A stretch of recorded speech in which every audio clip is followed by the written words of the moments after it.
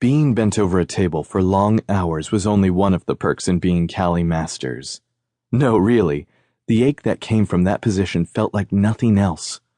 Since being bent over in just that way came from her inking a new client, on her own, with a brilliant, if she did say so herself, tattoo, she couldn't wait for the ache again. In fact, if she was reading her boss right, she might just be in for more soon. Today was going to be a kick-ass day. Callie did a little hip shake around the office, humming to herself.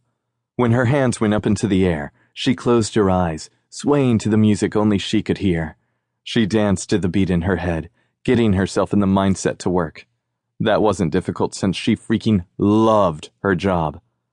I'm doing what I've always dreamed of doing, and I get paid for it. How lucky is that? She was 25 and knew she was well on her way to actually having a career bringing art, happiness, and memories to those who asked for it.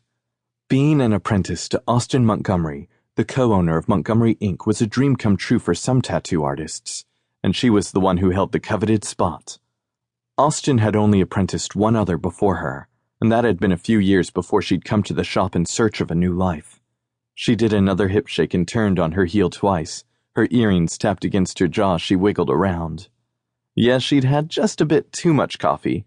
She couldn't help it, though, since her favorite place, Taboo, had a side entrance to the shop.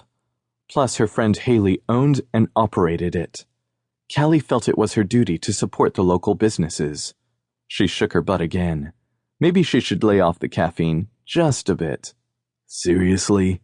Dancing alone in the office without any music is weird, even for you.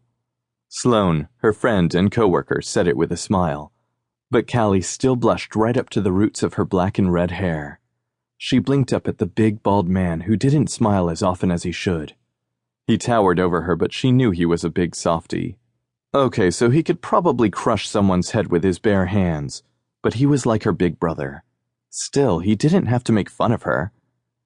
I was alone. I'm allowed to dance if I want to. Sloane snorted. Sure you can, sweetie. And when I walk in on you, I'm going to call you crazy, but we still love you. She punched him in the stomach and winced at the pain in her hand. Did all the men in Montgomery Inc. bulk up to work here? She felt so puny next to them. Most girls would love that, and she probably would too if she didn't work day in and day out with them. They all treated her like she was their little sister. It didn't bother her much considering she felt the same way relationship-wise, but it would be nice if a man gave her a passing glance once in a while. Whoa, where had that come from? Apparently coming down from a caffeine high led one down the path of loneliness, self-doubt, and self-pity. Best to head that off at the pass and get more caffeine. Her body begged for the stuff and she grinned. Yep, coffee could fix anything. How's your hand? Sloane asked, bringing her out of her coffee fixation. She waved it in the air, then stretched her fingers. Fine, but next time at least try to make it look like I could hurt you, okay?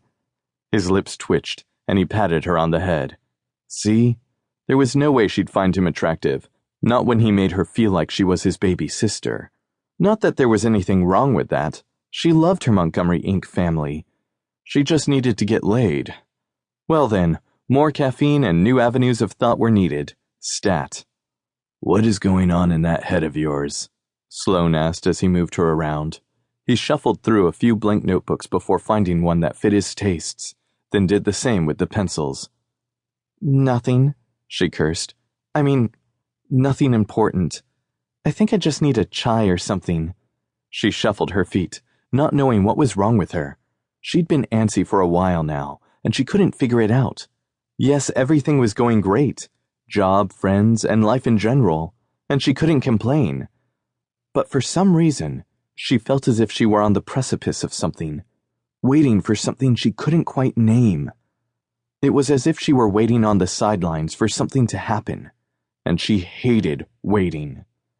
Callie preferred action. If she hadn't gone for what she wanted in the first place, she wouldn't be where she was today. It wasn't like she could control that emotion, though, so she needed to push it aside and actually get to work.